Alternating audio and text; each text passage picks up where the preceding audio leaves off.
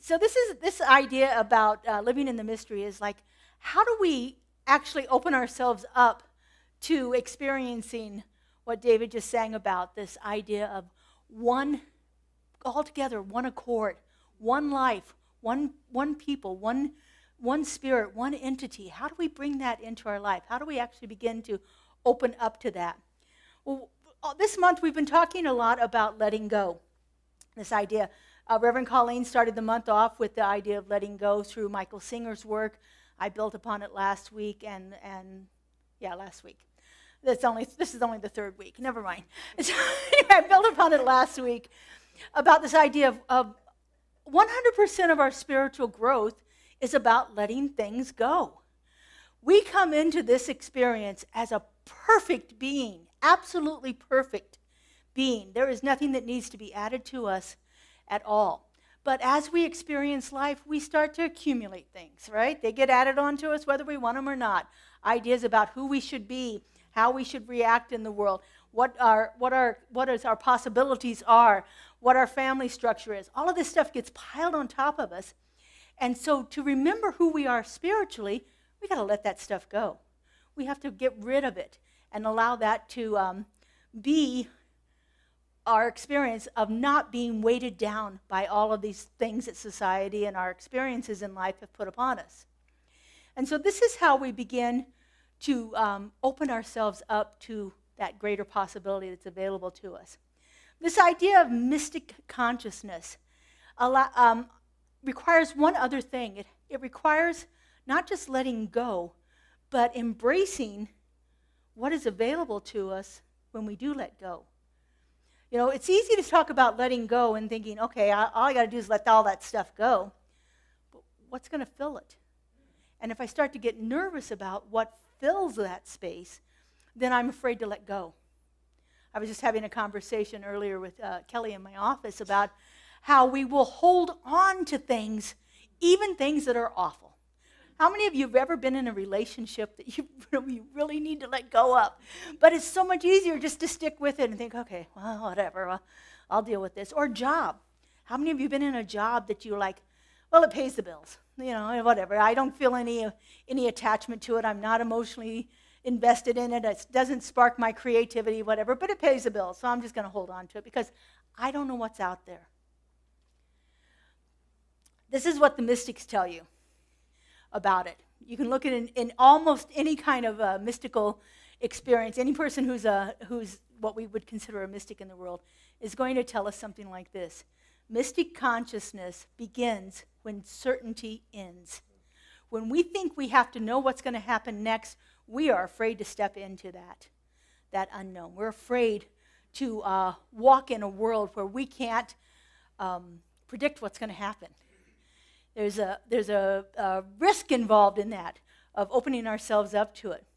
But to live as a mystic in this modern world that we're in is to walk with our hands open and our hearts open, trusting that the presence is going to guide us every step of the way, trusting that the answer is going to be available. What's that phrase? Leap and the net will appear. Walking out there where we don't know what's ahead, but taking that leap of faith and saying, okay, Spirit, I know you got this, so I'm just going to step out of the way and let you do this. This is not about escaping what's happening in our lives right now, but it's opening ourselves up to the possibilities that we can't imagine with our own limited consciousness. It's opening ourselves up to the things that we don't know and saying, all right, let's see what's going to happen here.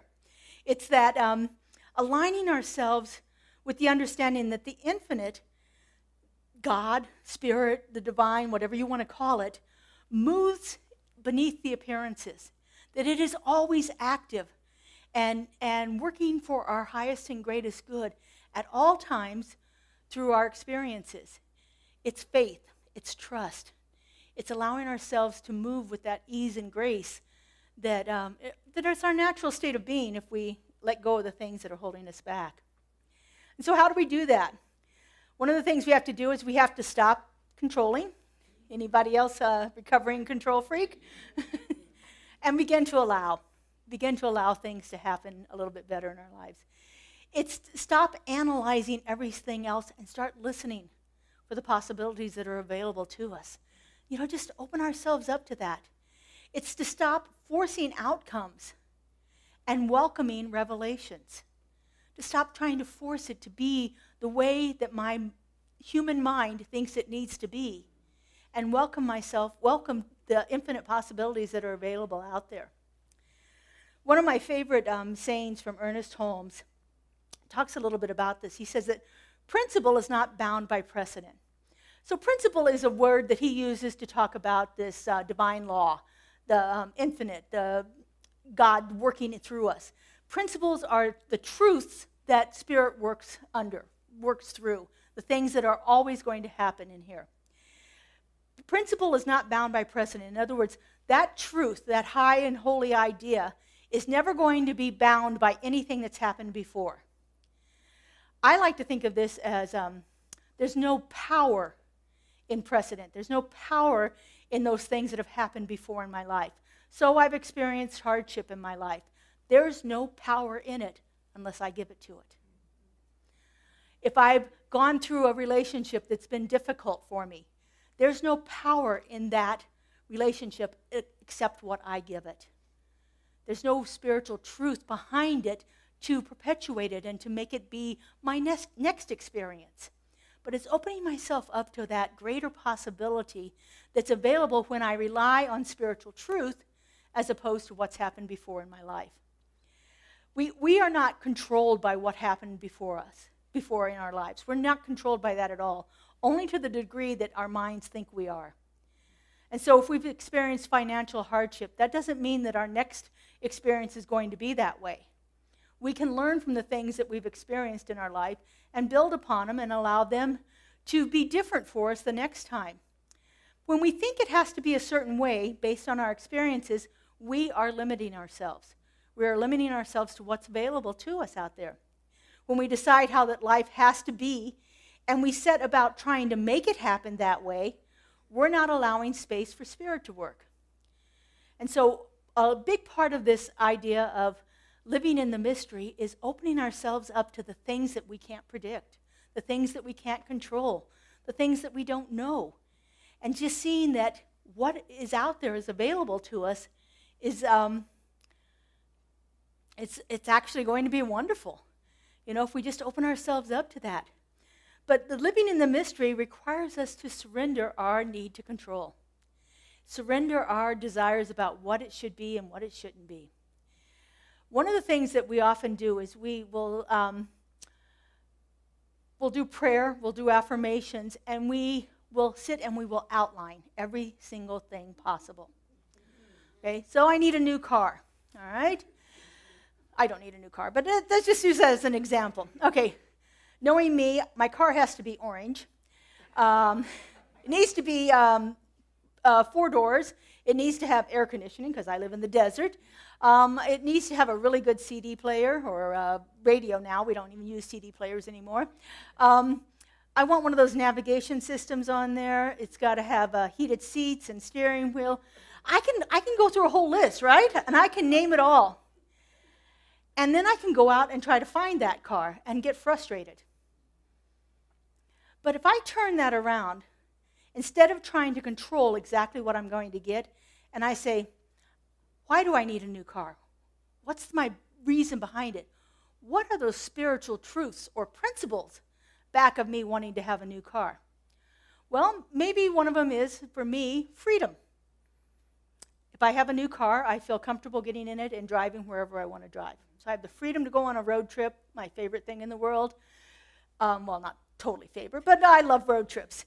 I can get into my car at any time, on any day, and go and feel very comfortable, very safe, very secure. Maybe my car has gotten really kind of ratty looking, and I want to have something that's more beautiful so that I feel, glamorous when I'm in my car.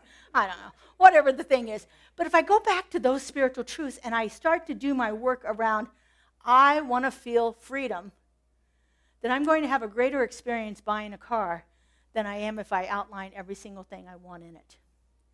Now, there's nothing wrong with having desires, but how much are we making those desires control our experience?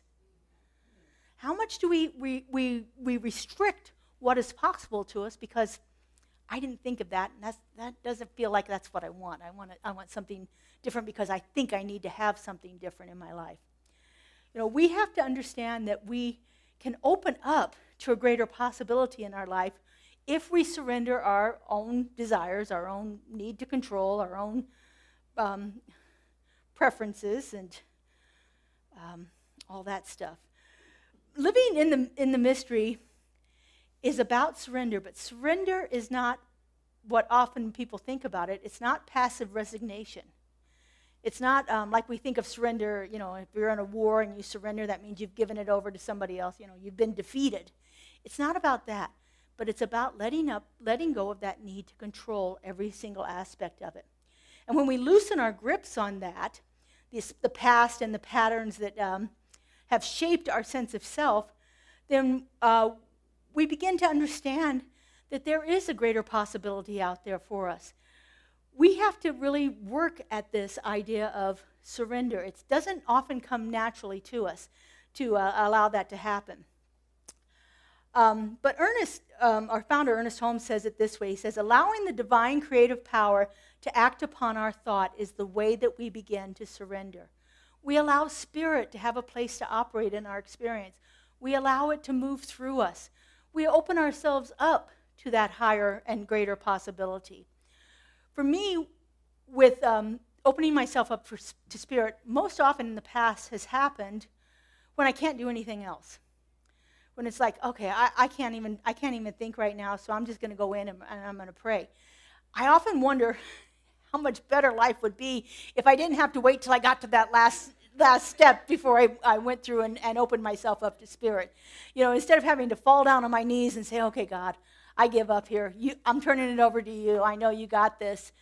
If I could just open myself up more easily every day, I think that it would be a little different experience.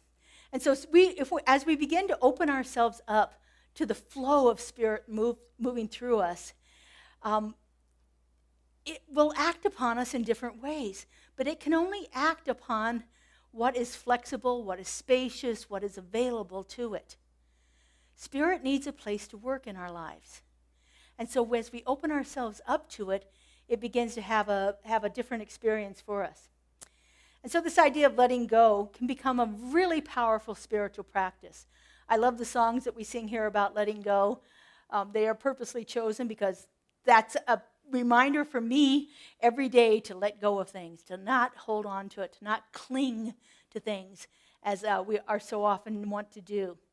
And so letting go as a spiritual practice means letting go of those old stories that we told ourselves over and over and over again. I'm not good enough.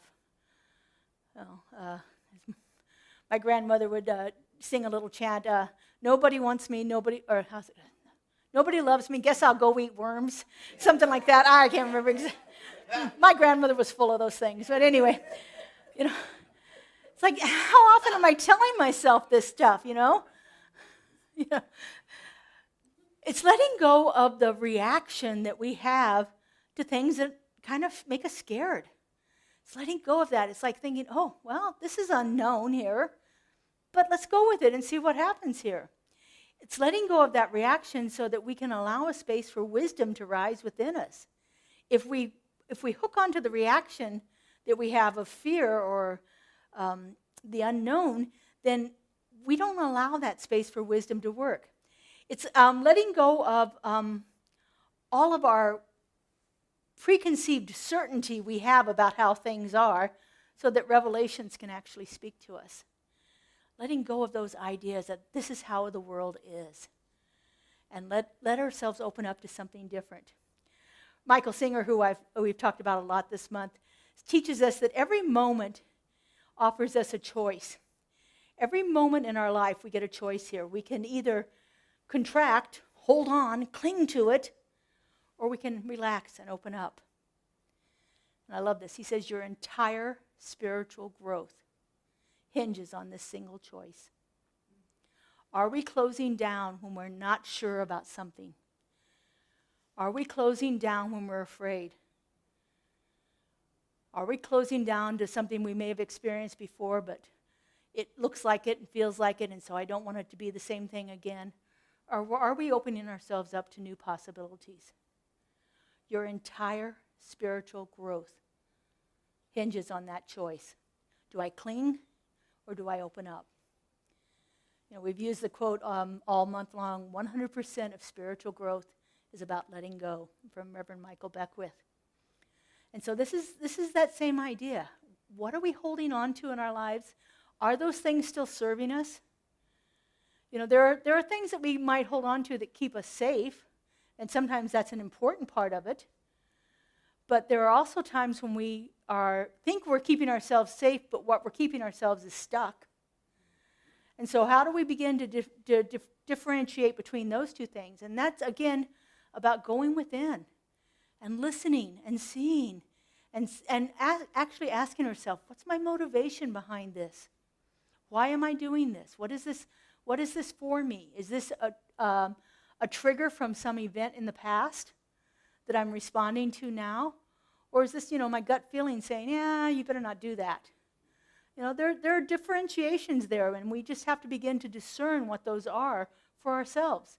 And every situation is unique. Every time we face with that idea of holding on or letting go, it's unique to us and has to be taken into our spiritual work to move through it. And so the mystics, however, people that actually get to that place of mystical consciousness, have learned to open up more and more and more. And as they begin to release those things that are holding us back again and again and again, releasing and letting go, it allows for a greater spaciousness inside for spirit to work in our lives. And so this idea of living in the mystery, it invites us to listen more often, to listen, to see what's available to us, to listen to others around us, to listen to our own inner voice, to listen to that guidance from Spirit as it's moving itself into expression. Instead of trying to force it to be a certain way, open up and listen for what's available. It's about receiving more than analyzing. Like, okay, there's a really good power that's available to us when we open ourselves up to saying yes. Now, you could be like a recovering yes person like I am that said yes to everything and got themselves so overbooked with time. There's a limit to it, but opening ourselves up and checking in and seeing, okay, what's available here for me? What is calling for me? Is this something that's good for me? Is this something that is I'm afraid of it, so I'm going to push it away? Or is it something that's like, yeah, maybe I shouldn't be doing that today? It's all about discerning what that is for each and every one of us here. But it's, again, about trust, about faith, about checking in with our inner voice and hearing what's available, and aligning ourselves more than struggling. We often try to push things into our experience where if we relax into it, we allow it an easier path for it to move through us. So Holmes reminds us that we are constantly living in an unfolding universe, that it is constantly evolving, it's constantly making itself known to us.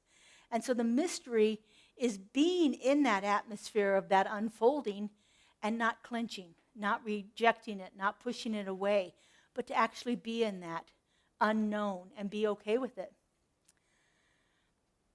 So mystic consciousness is not about escaping our human experiences. We've all had experiences in our lives. But it's about living from the center of spiritual truth. It's about constantly checking in again, constantly going within and saying, what is my spiritual truth here? And what is my reaction to this situation based on? Is it based on something that's happened in the past? Is it based on something I'm afraid that's going to happen in the future? Or is it based to me opening up to what's available to me as Spirit moves through me? All of those are different, and they can be different for you at any time during your life. But every time that we can begin to soften ourselves instead of holding on and clinging to it, when we begin to breathe more deeply instead of clenching, instead of feeling like we're contracting in our lives, when we observe things instead of reacting to them, we move from that limited self from what we've only ever experienced to an unbounded self that is open to the greater yet to be, whatever that infinite possibility is for us. This is the life of spirit expressing as us. That's why we're here. We are here to give spirit a place to operate in this world, in this plane of existence. Our first principle of science of mind, we believe in God, the living spirit almighty, one indestructible, absolute, self-existent cause. That one manifests itself in, through, and as all creation, but is not absorbed by its creation. The manifest universe is the body of the living spirit. That's why we're here. We are here to be that place where God operates in this world. We are here to allow spirit to move through us in an unbridled and unlimited way. We are here to open ourselves up to that greater yet to be. And then when we do this, we begin to go from controlling events around us to communing with them, to being part of them, to being actively engaged in our lives. We go from striving and struggling to that act of surrender and allowing. We move from fear to curiosity. And we move from separation to unity, where we actually begin to experience the oneness of God. But this idea of living in the mystery requires that we begin to trust. We begin to do that spiritual practice that allows us to listen deeply, to trust our inner knowing, to know whether it's our highest and greatest good that's speaking to us, or was it the fear from something that's happened in the past. Begin to understand and discern what that is for each one of us. It is about trust that is rooted in the nature of reality itself. It's about trusting spirit and knowing that the action and the activity of the divine is always for the highest and greatest good of all. Always for the highest and greatest good. This is grounded in principle. It's grounded in spiritual truth. It's grounded in that high idea of what spirit is and how it is moving into expression. Ernest Holmes declared that the universe is fundamentally good because it is an expression of a perfect cause. It is an expression of something that is already perfect, whole, and complete. Therefore, it has to be good. Trust in that. Goldsmith teaches us that the principle within us is the same presence that governs all life. So the principle that is operating within me is the same principle that is operating within each and every one of us. That principle is always for the highest and greatest good. I may not like how that principle is showing up in somebody else, but I need to trust it. To trust that the highest and greatest good is evolving in all the situations around us. And so we ask ourselves some questions here when we get to this place of living in the mystery. Instead of asking, why is this happening? Ask, what wants to unfold here? What do I need to know? What new doorway or new avenue is opening for me? And what is the presence revealing here as we go through this experience? When we begin to do that, we are never walking in darkness.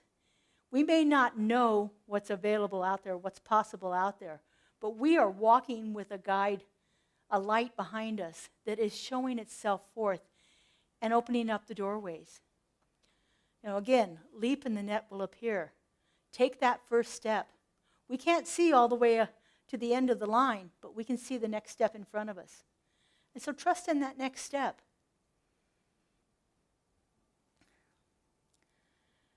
The path is not always visible, but that very next step is available to us all the time.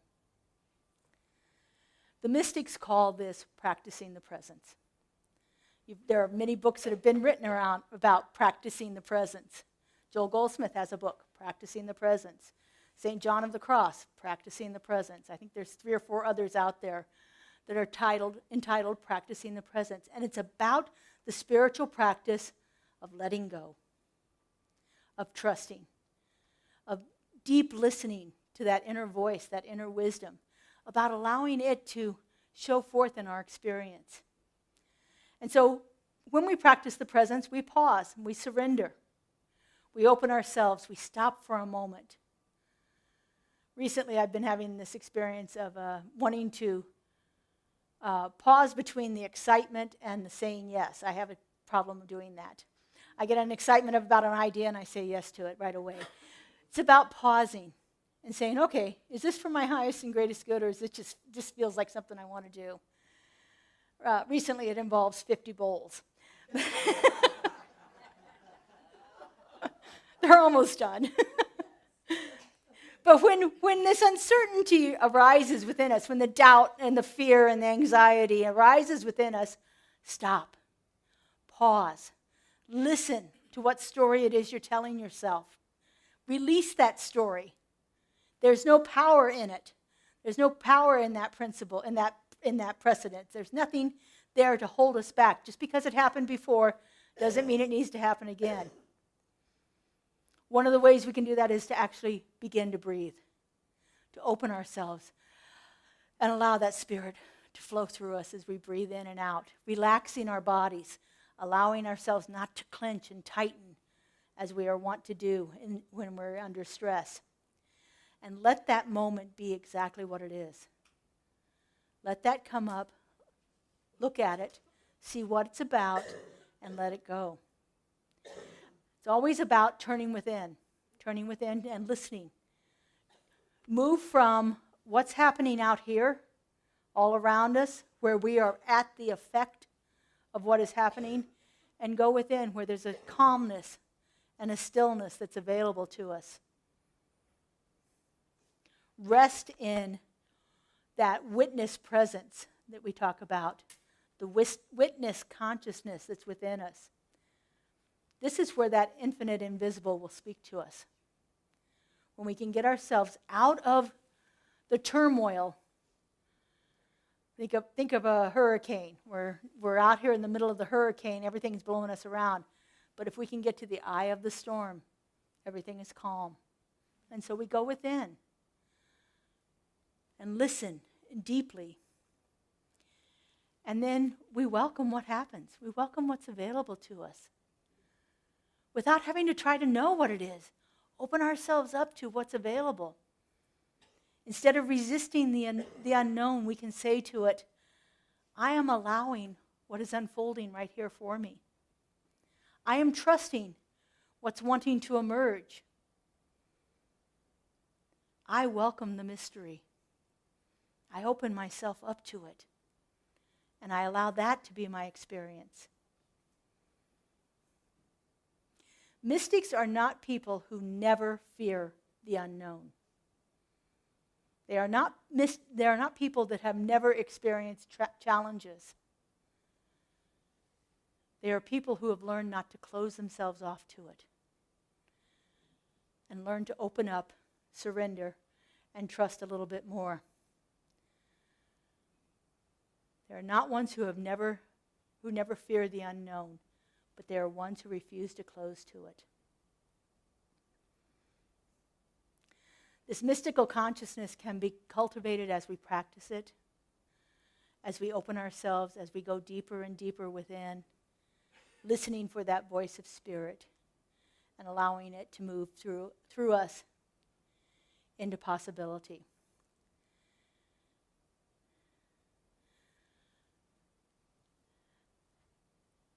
Don't think that if you're developing a mystical consciousness, then you will never be uncertain again. We don't reach some pivotal point where everything is good, hunky-dory, peachy keen. We constantly move through the experiences of this world around us. But as we learn not to close ourselves off to it, we open ourselves up to a greater yet to be, a greater possibility that we couldn't imagine. Mystic consciousness does not end certainty. It transfigures it into sacred possibility. And who doesn't want to experience more of that, right? All right, let's take this into prayer. I invite our practitioners to come and surround us. our wonderful practitioners spend several years learning the spiritual principles, learning how to do these practices that we talk about. And I can guarantee you, without even asking any one of them, that the reason they did it was for themselves. We want to change our lives. We become practitioners because we know that's a path to it. It's a way of learning about spiritual principle, and it's a way of practicing it more deeply in our lives. And so I just invite you to take in a breath as we begin this most sacred of our spiritual practices, our affirmative prayer.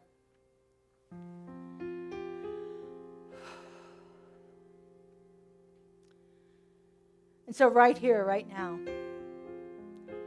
I know that there is only one power, one presence, one creative love intelligence that has brought forth everything into existence. I know this one as wisdom, as grace, as truth. I know it is an unconditional love and a perfect peace that is operating in, through, and as all life. And I know that I am one with this creative intelligence. I know that through its own essence, its own energy, its own divine mind, it created me to give it a place to experience life in this amazing world we live in. And as I know this is true for me, I know this is true for each and every one of us, for we are all that perfect emanation of this creative love intelligence. And as so, we are endowed with all that it is, with that perfect peace, that unconditional love, that wisdom, that clarity, that truth that is at the very heart of who and what we are. And so knowing this truth, I speak my word right here and right now. I know that each one of us is a conduit for the influx of spirit to move through us into expression as us. I know that each of our lives is a manifestation of this incredible power, this incredible presence. I know that it is operating itself in, through, and as us. And I know that as we surrender and allow a space for spirit to operate, we see more and more evidence of it in our own lives. We see the love, the joy, that infinite possibility that's waiting to express itself through us right here and right now. Our lives unfold in wonderment and joy. For we are the place where God shows up. I'm so grateful to feel this. I'm so grateful to know it. I'm so grateful to see it expressing itself right here and right now in this beloved community and beyond. And so I release this word into the law, into that creative mind that always says yes, that knows no limits, that has no fear. I let it go and I let it be. And together we say, and so it is.